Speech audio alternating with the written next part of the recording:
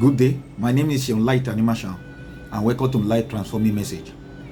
In the last video cast, we discussed the similarities between inbuilt abilities and spiritual gift. The similarity between inbuilt abilities and spiritual gift. Today we'll be speaking on the differences between inbuilt abilities, that is your talent, and the gift of the Spirit, that is spiritual gift, the differences between the two. And I pray as we proceed, the Lord will give you illumination and we have correct understanding of what your divine deposits are and what they are meant to do, even as you live on the surface of the earth. So the differences between the two.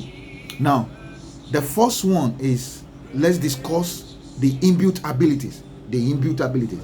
Now, for the inbuilt abilities, you are, number one is that you are born with them. You are born with them.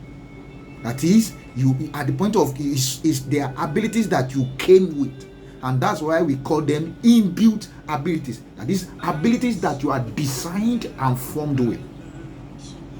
Then number two, for inbuilt abilities, is that both Christians and non-Christians can have it. Everyone that is created of God can have inbuilt abilities. Then number three is that they are predetermined prior to your creation. So we call them pre-creation gifts. Pre-creation gift. They are predetermined prior to your creation. So what of spiritual gift or the gift of the Spirit? Then the number one thing that you need to know about spiritual gift is that they are post-creation gift. That is, they are gift that you have after you have been born. For example, in the case of Moses and the 70 elders, when the 70 elders require the spirit of leadership, they don't have it prior to that time. But God imparted the spirit on Moses and imparted that spirit on all the 70 elders. From that point, they have the ability to act in the position that Moses would have acted. But before that time, they did not have that abilities. They did not have that ability. So they are abilities that are post-creation abilities. They are abilities that are given to you after you have been formed. Then number two is that they are given by the Holy Spirit or by divine impartation. Or they are given. So if you will have it, you must have the Holy Spirit. You must have the Holy Spirit baptism.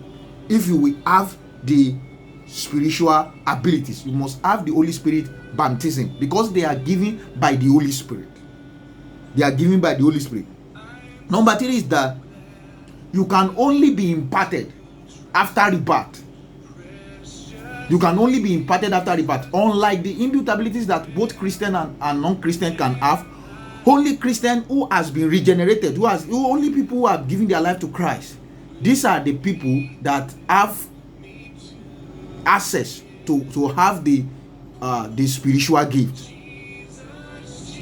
Now, they can be completely different from your talent. That is, your spiritual ability might be completely different from the talent that you have. They might be completely different. Then also, they can be imparted grace or an upgrade to your initial talent.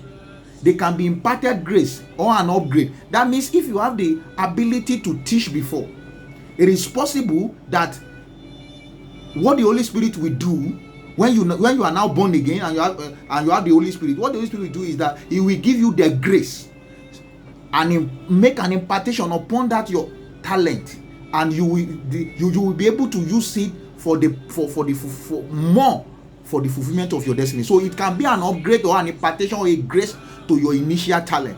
And then lastly, the gift of the Spirit can be desired. Unlike the inbuilt abilities, they are already given to you. But for the Spirit, gift of the Spirit, they can be desired. Though they can be desired, it is still left at the discretion of God to know the kind of gift that you should be given or not. And I pray that the wisdom of God will continue to abide with you in Jesus' name. Thanks.